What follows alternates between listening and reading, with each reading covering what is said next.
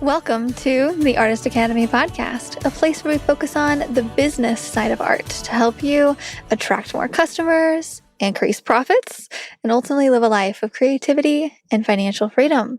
I'm your host, Andrea Earhart, and this week's episode is episode number 300. 300 consistent episodes from the last almost 5 years. I have put out something every single week, sometimes twice a week. Not lately, but back in the day, I used to do some twice a week. The consistency of that. And now we've grown, and I have so many artists that tell me, I love listening to this episode, or I really like the takeaway from that, or whatnot. I get so much positive feedback on this podcast, and I'm so glad I started it almost 5 years ago and have put out an episode every single week. I think when it comes to podcasting or building a business or any business, consistency is the biggest thing. It's changed over the years. It's gotten way better with editing. And I feel like I can talk a lot more freely and flowingly. Yeah, I'm a good talker. But I still use a lot of filler words that luckily my editor just edits out. A lot of things have changed, but a lot of things have also stayed the same, like not necessarily needing everything to be perfect. For example, let me paint the picture for you. I am currently recording this podcast episode in my car, which I usually don't do unless I have to. And today I have to. So I had a very busy day. I could not run all the way back home. So I brought the mic and my computer in my car with me. And my computer is balanced right up in front of me on my wheel and my dashboard. And then I have my projector case on my lap, and then I have the microphone on top of that. So this is what we're doing today. And I came and I parked at our local park, which is right next to a place that I need to be right after this. And I'm like, okay, we're just going to record some stuff here today and then go on with it. So yeah, I've been trying to do these solo episodes pretty close to whenever they come out. So I'm recording it a little bit less than a week ahead of time, actually 6 days ahead of time, because I like it to be very relevant. And I really wanted to feel this accomplishment of this 300th episode just in real time. And I want to update you about, business, how I'm working through things, actually currently how I'm working through the winter season. And I'm going to share the things I'm doing right now because I think it might be relatable to what you're currently doing or trying to do or might want to do in your own mural business. But this week's episode is all about seasons of the art business. So currently in the winter season, I'm going to be talking about what I do in spring and summer and fall and what that looks like, because we just had a planning of the year episode, and I think this goes along with it. And then I'll be talking about how I battle negative self-talk, because I get a lot of comments about that or questions about that inside of the Artist Academy, because a lot of artists I see deal with imposter syndrome and such like that. And I just want to talk about how I handle that. For example, Artist Academy student posted in the group recently and asked for feedback about how other artists are handling imposter syndrome. And this is one that I have a little bit of a hard time relating to, not because I think I'm better in this way or anything. It's just that I was very young when I started out in the painting world, and it was tough, and I went through my own challenges, mostly of not knowing what to do, but I didn't have a lot of imposter syndrome because I was really young. And I don't think anybody looked at me and thought, oh, she's supposed to be a really good painter and really knowledgeable about all these things. They just looked at me like I was too young to be doing a lot of things. And I don't know when that shift happened, when people looked at me as too young and just the right amount of age. I'm not sure when that happened, but I don't deal with that problem anymore. So I dealt with that back in the day. People just wouldn't take me seriously. I was a 19, 21-year-old trying to get business and saying the wrong things. And they're just like, oh, honey, that's so cute. Like, nobody wanted to take me seriously. So that's more of the issue that I had. And I grew through that. But imposter syndrome was not one.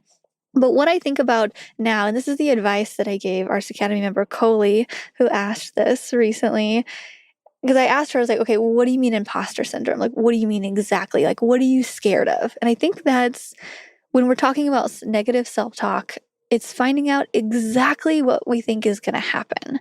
So I'm scared of this or that, but like, okay, well, what do you think is going to happen? What position do you think you're going to be in? Are you scared of, talking to a customer and looking stupid or not knowing the answer or what? And she was saying how basically she thinks the market is oversaturated. And my answer to that was, she was thinking that, she's not going to be able to get jobs because there's just too much competition and there's so many artists. And so I just told her, my answer to that is it looks really saturated because we are artists and we follow other artists, specifically really impressive artists, and we look at their stuff all day. That's what's, on our Instagram feed and whatnot. And we see that all the time. And we're like, oh, I need to up my game, or, oh, I need to do better. Oh, she uses colors so well. But really, the average person, so say your 5 closest friends, ask them how many artists they follow. Probably you, and maybe 1 or 2 or 3 others. Maybe. I have a group of friends now where artists just keep multiplying because you kind of become who you hang around, right? I have some really good friends that are just getting into art, and my other friends who are not artists, they're like, where are all these artists coming from? They're just popping up everywhere. And I'm like, it's because I'm training them. And they also have artist friends and whatnot. But they're like, why are all these artists popping up? It's because they didn't follow artists before. But now that, I'm bringing them into the friend group and helping some artists along and like they're becoming artists, they're like, it's so crazy. It's almost oversaturated now. It's like, no, no, it's just in your world. So in normal everyday people, past somebody at the store, they probably aren't following more than 3 artists online. I would bet. There maybe have come across a couple, maybe one local, maybe one that they saw on a suggested post and maybe they started following them. But the things in their world are different. They're not surrounded by artists. They have advice for parents or, meal prep stuff, or I don't know. I have no idea what's on other people's feeds. Actually, my husband's feed is full of hunting stuff, or it's full of funny memes or animal stuff, and because he likes nature and all that. So he is not in the world of art, and he does not see all these other cool artists and muralists doing amazing things like I do and being so productive. And I'm like, I need to up my game. And he's like, no, you're doing fine. I don't understand. So I think it's not oversaturated. I actually just had somebody tell me that today about our downtown area is oversaturated with artists. And I'm like, no, it just seems like that because we are highly, highly aware of all the competition in our area. But especially in downtown Springfield, Missouri, where I live, the competition is anything but saturated. It's not. Okay, if you live in, Los Angeles or Miami, sure. But then, so my advice to her was, if you live in an area where art is more prolific, maybe niching down is something that I would highly advise you do. It's not something that I need to do. And frankly, if I niche down and did not take any other jobs in a certain niche, I probably wouldn't work as much in my area. Not to say it's not possible. I could take jobs in other states and do commissions from other cities or whatnot. If I really wanted to stay in that niche, it could happen. I would just have to travel a little bit or, do commissions and ship them out. But in my area, you don't really need to niche down as much. But if you're in an area like the higher saturated art areas, the niching down makes you the go-to person for that specific thing because it's a lot easier to be the best logo artist in town. But it's really hard to be the best artist in town. You know what I mean? So finding that niche, if you're really worried about that. Another negative self-talk thing that I hear quite a bit is I'm so slow, or I'm not as good as other artists. I take forever. And to that, it's very easy to say, with time, speed comes. People used to tell me, some things like, wow, it's so fortunate that you're starting so young. You're going to be such a great artist in your 30s and 40s and 50s and 60s. Wow, like it's so great that you're starting so young. I wish that I did. And I was like, yes, that's a great compliment. Thank you so much. Yes. But then really they're saying, you're not that great right now, but you're about to be. And I was like, oh, okay. So just practice. I always put myself into the future with that. And I just wanted to take a hot tub time machine and jump in it and be like, okay, I want to be in my 30s and 40s now so I can actually know how to blend really well and be speedy painting like all of you guys that I was around. And I could see other artists just doing it way more effortlessly. And they knew so much more than I did with color. I was like, I felt like every day after painting, my brain was just about to explode because it is physical painting murals. I mean, you're moving your arm and ladders and moving up and down, but it's so mentally draining figuring out how to make a flat wall look like something cool or look like something realistic. It's so much of just a mind workout, really. And I just remember being so tired at the end of every day. I would just lay in bed and like, okay, that's all I have. Nobody have any kind of intellectual conversation with me, please. And my advice to that is it just takes time. And if you're saying, you're not where you want to be yet, which is also what I hear all the time, right? That's why people join the academy, is because they're not where they want to be yet. I challenge you to just switch your mind around. This is something that I do, and to not let myself get down especially if I'm comparing to other artists. I'll see another artist and typically they're older than me or they have different experience. They've put in way more hours than me. And I just think I just haven't put in enough hours yet. But I will. If I really want to, I will. But I can also look at that hyper-realism paintings and know that I do not have the patience to put in that much work, but I can admire it from afar. But I also don't really let it get to my head because I know fully that I could do it if I wanted to. And I think call that confidence or big-headed or whatever. I'm like, I could do that. I know I could. I don't necessarily go and tell them that, but in my head, I'm like, I know I could do that if I wanted to, because I've already done so many hard things and I've learned to paint in a semi-realistic way. So if I wanted to do hyper-realism, it is possible. I just don't have the patience for it. So I'm just gonna, give praise to those who can and have. That's where my mind's at. I'm never like, oh my gosh, they're so much better than me. I could never do that, because I know that it's just practice. Nobody's born with this. And I've had a couple artists argue with me on that point, saying that some people are actually born with a crazy great art gift. And my reply to that is yes, we're all born with some amount of an artistic eye, quote, whatever that is. But the rest is practice. And when anybody comes up to me at a show or when I'm painting live or whatnot, and they say, wow, you're so good at this. How'd you get so good? I literally say, practice, literally hours and hours. They're like, I could never do that. I'm like, I bet you could if you put in as much practice as I have. And they're like, no. I'm like, okay, whatever. You just want to argue. Okay. But that's really how I think. It's just hours. You show me an artist who has painted for 10,000 hours, and then show me an artist who has painted for 1,000 hours, and I'm going to show you which one's better, like hands down, every time. It doesn't matter. So it's just, don't get down on yourself because you're not exactly where you want to be. It just takes time. And what I always say in this instance is, I'm not where I want to be right now, but this time next year, I'm going to be so much closer, if not accomplished in that specific goal that I have. Just wait. This time next year, man. And talking to artists, they want to be at the end of the month, they want to do this, or they've been pitching for a couple days and they haven't landed anything. And I'm like, thinking a year or 6 months at the least. But planning and pitching and all the things, everything takes so much time. I was just talking to a student this morning about how he needed to get these jobs in order to pay off some bills. And I was like, you know what? Maybe it's a good idea if you take a part-time job and then not put so much pressure on your art, because these things just take time. Because I was telling him about, hey, you could do some windows or that. He's like, nope, I want to land a 10K mural gig. And I was like, you and everybody else, buddy.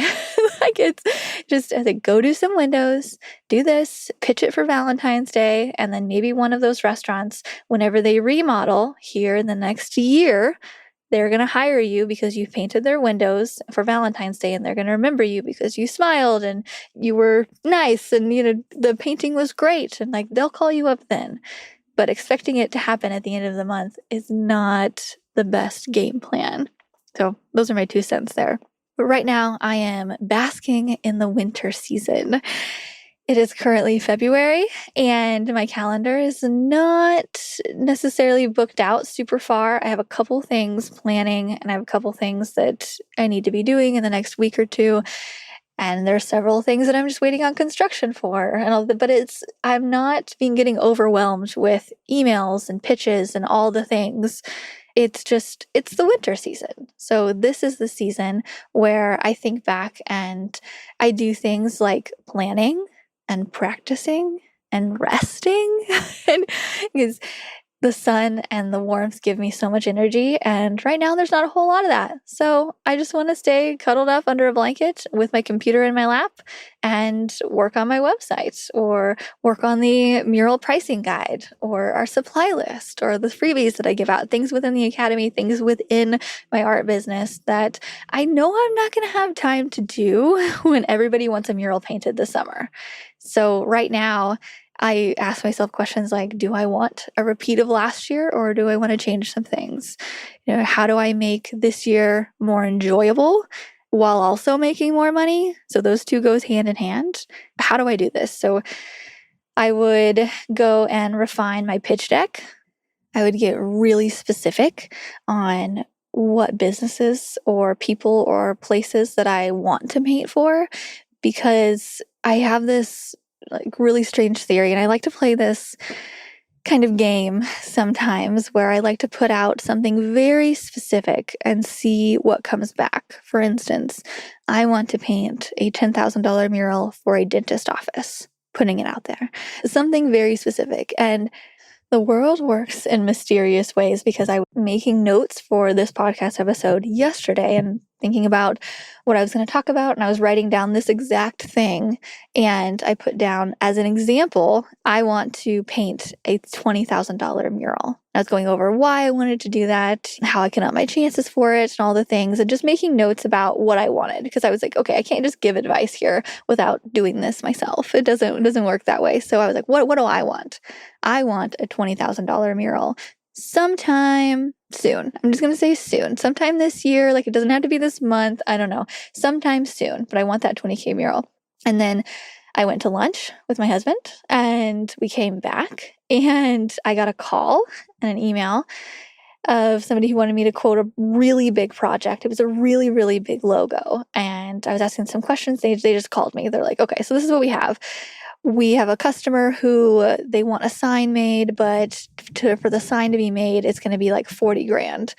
And so how much can you paint it for? And my husband was listening the whole time. And I was like, well, it was on corrugated metal, and it was really big, like huge. And I was like, well, it's really simple, but it is going to take a lot of time because it's on there. I don't know. Let me get back to you with a quote here in the next hour. And I hung up, and I looked at my husband, and I'm like, how much do you think I should bid this for? And he goes, $20K. And I just looked at him, and I was like, let me show you what I wrote down before we went to lunch. This. And I had him read exactly what it was. I want a $20K mural. And just the hearing that come out of his mouth, I just did this rant about being patient and waiting for things, but I'm telling you, when you put out things, I actually didn't end up quoting it for $20K. It felt like it was a bit too much. So I quoted it for $10K plus lift costs. So yeah, but it was like, wow. So just to share where I got that job from, it's a local sign company. So if you have a local sign company and you do, like in your area, and you do logos and murals and whatnot, reach out to them, because this company reached out to me a while ago because they're contracted artists that they have. So I don't work for them. They just contract me out. They ask me for bids on things, and if they get it, they hire me, and they do all the legwork, all the stuff of making sure the area is ready and creating the specs and the mock-up and everything. I just show up and paint what they want me to paint. Like, it was just typically a logo, which is great. So check out your local sign companies. Typically they make signs. I don't necessarily know if they make light-up signs, not quite that kind of a sign company, but this one, they're called Pinnacle Sign. They're here locally. You can, if you want to check them out, Pinnacle Sign, Springfield, Missouri, and just see what I'm talking about when I say sign company, and see if there's one of those in your area, because they are a really good connect to have. I mean, obviously, for instances like this, they just asked me to bid a really big project that the sign was going to cost $40K. They're like, how can we get it a little bit cheaper? I was like, I can do it for $10K, which is going to save the customer a lot of money. It'll still look really good. They didn't want it to light up anyway. But yeah, so write it down exactly what you want. And also think about, why do you want that? So I want a 20K project because I don't want to deal with a lot of different invoices, a lot of different things. I want to be able to just work with a customer one-on-one for a while to get a design that's really cool, be able to pour myself into it and focus on it for a few weeks. And when I say a few weeks, I'm not working every day, but maybe like 3 or 4 days a week for a few weeks. That's a 20K mural. And that's what I want. So I'm putting it out there. Again, I'm literally like putting my hand beside my mouth and like pointing towards the abyss out here. Like, anybody hear me? I want a 20K mural. But think about why. Why do you want what you want? And what's something that I could do right now to up my chances of that? So I want a big, impressive mural that I can do. So I'm going to go through my recent photos and go through the big, impressive murals that I've done in the past. And I'm going to post them again. I'm going to post them on Instagram or Facebook, or I'm going to do a video or something and just show exactly what I want to be hired for that I have done in the past that I want to be hired for again. Just to remind people, because I have new followers that haven't seen that. The old followers can be like, oh, that's cool. And nobody's going to be like, she's posting that again? Oh my God. Like, no, but if that's what I want to be hired for, that's what I'm going to show Facebook following. I'm going to, maybe I'll try to get people to comment on it in some ways, try to do engagement.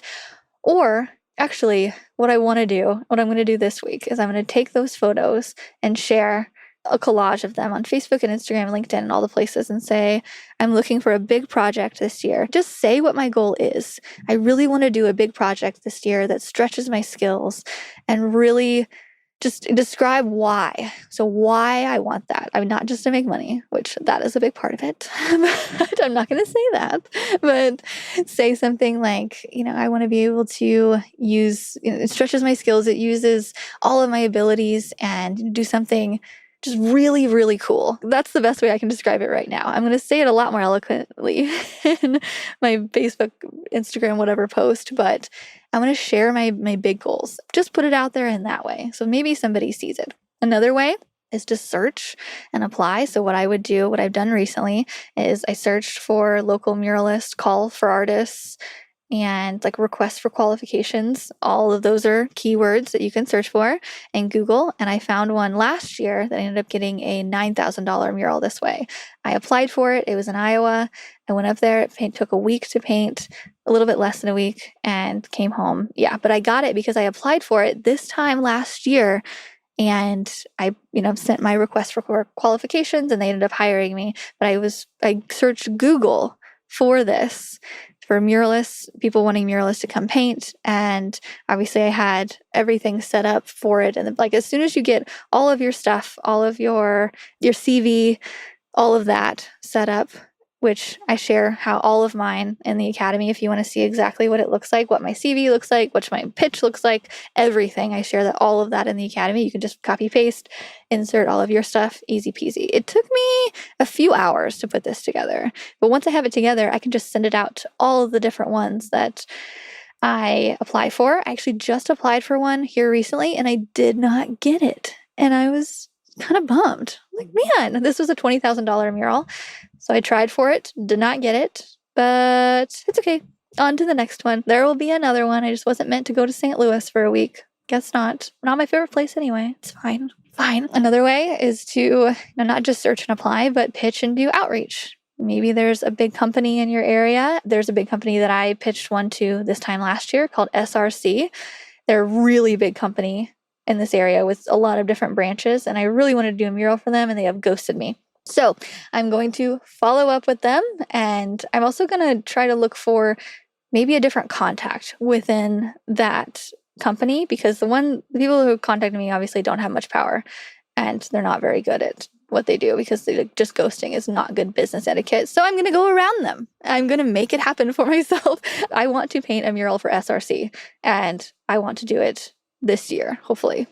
Notice I didn't say this month, this year. Sometime this year would be nice. Okay. So I'm going to go and pitch. And that way, usually I just send out an email saying, hello, I started the design process with your company last year, And these are some of the designs that I sent over. These are some of the other murals that I have created. I'll just put a link to my website with the murals. And I would love to create a mural in your blank area inside of your manufacturing area this year. Please let me know who I should talk to. Someone ghosts me, I'm going around them. Okay. This very similar approach to just outreach, cold calling businesses. But I would stick to a very specific business. So say you want to do dental offices in the area, which is something that I kind of want to do too, which is why I'm saying this.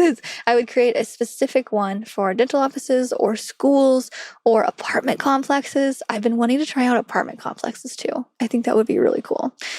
And specifically for them, because you're going to word things differently with them, right? Rather than just normal businesses. So for a dental office, say it was a young kid's dental office. I think there's a term for that. I can't think of it right now. It's not a pediatrician.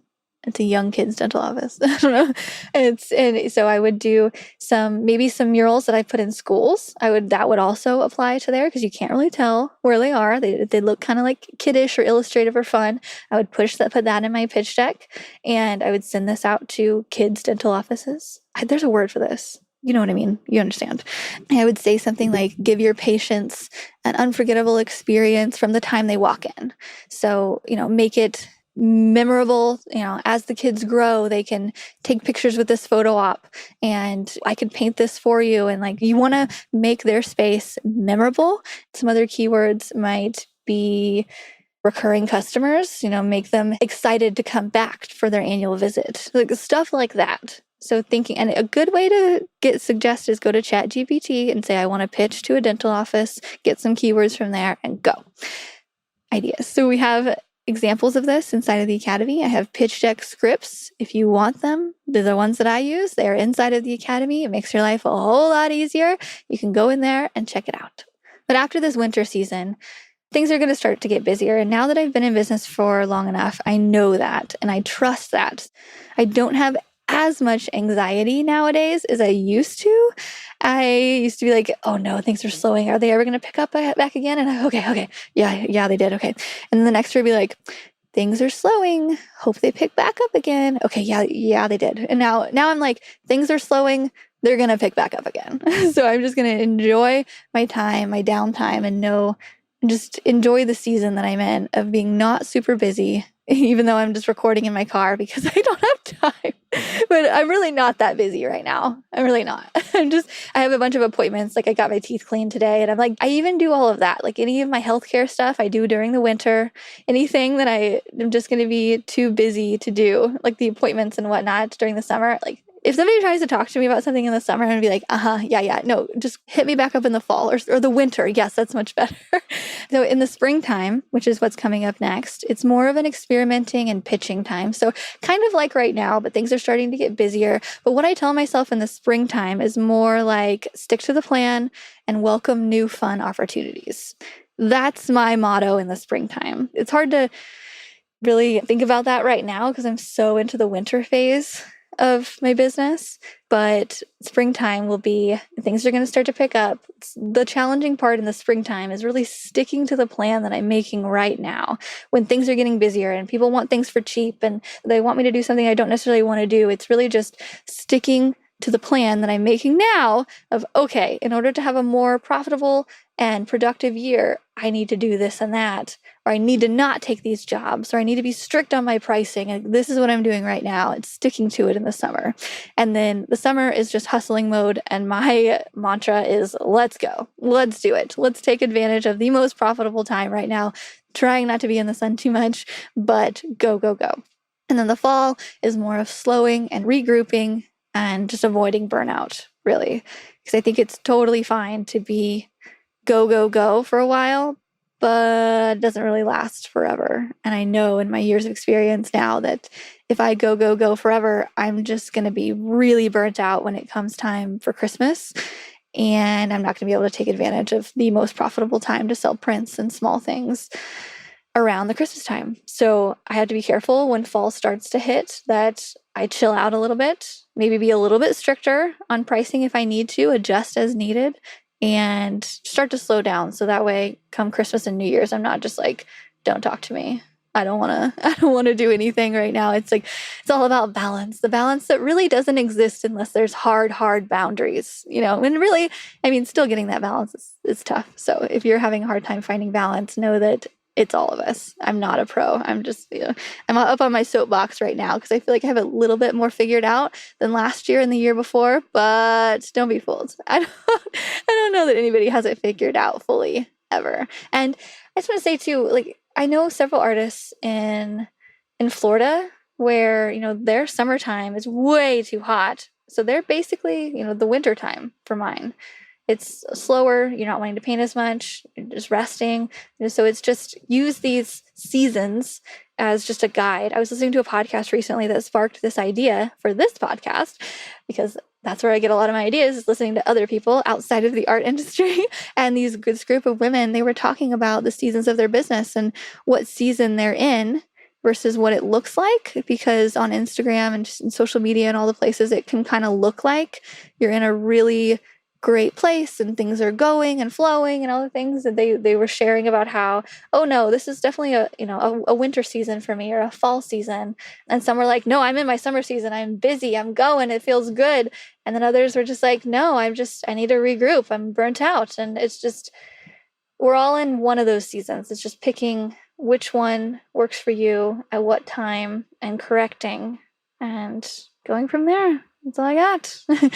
I want to say one thing, though. We just finished our 31-day challenge in the Artist Academy. We did the January 31-day challenge where you paint one thing every single day. And I finished my alphabet animal series that I was working on, that I picked up right after my son was born because I was bored at home. And I was like, what am I going to do? I need some kind of art creativity. And then I tabled it because things got really busy in the spring and summer seasons, and I just never picked it back up. But the challenge forced me to pick that back up again. Instead of starting something new, I really wanted to finish what was already on the to-do list in my studio and get those canvases out of there. And I loved it. I'm so glad I participated in our 31-day challenge this year because I feel like I got so much done. I was so productive, and I just got things off of my to-do list that had been there for a year, And I say that because we are doing several challenges this year within the Artist Academy. It is one of the goals and one of the ways that I'm going to up the value and productivity and everything for the members.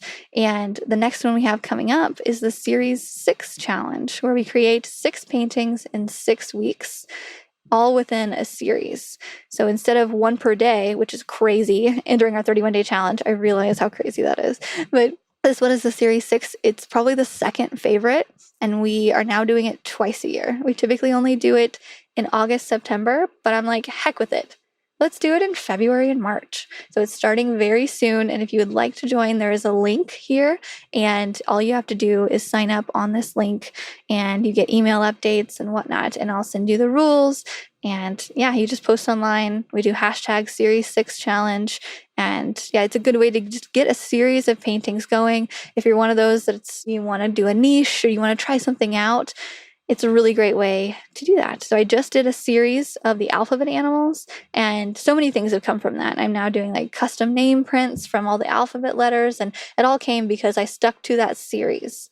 And I don't want to do it anymore. I'm done with it now. I don't want to paint another balloon letter or another little animal. I am done. But I'm glad I finished it, and I'm still using it to create prints, and I loved it. So I'm going to try it again with, I don't know. I'm still deciding. I have 2 different options I'm going to try to go with. But okay, no, I think I'm going to do this like badass working woman, hot pink kind of a thing. Basically, a painting that you would put in your office. I have a lot of really cool entrepreneur, just badass women friends who are doing really cool things. And I'm like, what would they hang in their office that just screams femininity and power and work ethic? And because that's all the things that are in my daily life. I want to be able to do it all. I want to be able to have fun and also, make money and say, talk about money, and that's okay. And like, I want to have a series that is more like me than any series I've ever created. And that's going to be hopefully during our Series 6 challenge. I've been trying to get ideas down and nothing's really stuck out. But if I force myself to do it, then I'll do it. It's just I'm just forcing myself to do it. I have all these other things to do. I mean, well, it's the winter season. I already told you I'm not that busy. So like, I can't lie there, but I mean, it still is forcing myself to do it. I still have to force it. It doesn't just come naturally. There's no creativity in me that just flows naturally. And I'm like, oh my God, this is so easy. No, it's all hard. Don't kid yourself. It's hard for you. It's hard for me. It's hard for all of us. It just takes time and forcing ourselves to do it. So I hope that you do it with me or do some challenge with us this year. But again, the link is in the description here. And I hope you join us for one of the challenges this year, specifically the Series 6 challenge that starts very soon. Okay, this is episode 300, and it just shows you what consistency can do. One episode every week for 5 years, and it's just slowly grown and gotten better. And I'm just so proud of it. I'm just taking a moment to this is really cool. So if you could share this on Instagram on your story, I will gladly reshare it to say episode 300. Or if you have something in this episode that you got from it, a takeaway, I would love to see that. Help celebrate it with me, because I'm having a really good day knowing that I just recorded episode 300. Okay. All right. Hope you have a great rest of your week, and I will see you next week with a really cool interview. We have some really cool interviews coming up. I'm getting very ahead with interviews. I've been talking to some really experienced artists, a ceramicist, like some really cool stuff. We are 2 months ahead right now in recording. Like I said, this is my winter season, so I'm doing all the things, getting ahead. And yeah, there's some really cool ones coming up. So I will see you next week on another episode of the Artist Academy podcast. Thanks for listening to another episode of the Artist Academy podcast. I've been putting out at least one episode per week for more than 4 years on this podcast, and it's really cool to see those download numbers go up and up as time goes on. And that's because artists like you listen and share these episodes. So really, when I say thank you, I mean it. It's really cool to see progress along the way. And anyway, if you like this type of art and business content, then I highly encourage you to get the audio version of my book, Mural Money, with over 15 hours of listening inspiration. I'm currently running a special of just $17 for the audio version. You can go to muralmoney.com to find it. And that comes with a bunch of extras like my art supply list, my pricing guide, recommended book and podcast list, and so much more. I filled that book with tips from my art journey of building a profitable mural career. Plus, I've included the best of the best advice from guests I've interviewed on this podcast. It's the most affordable all-in-one book of advice on art and business that I have. And if you enjoy listening to me here, then I know you'll like the book too, because I read it myself. All 15 hours of it.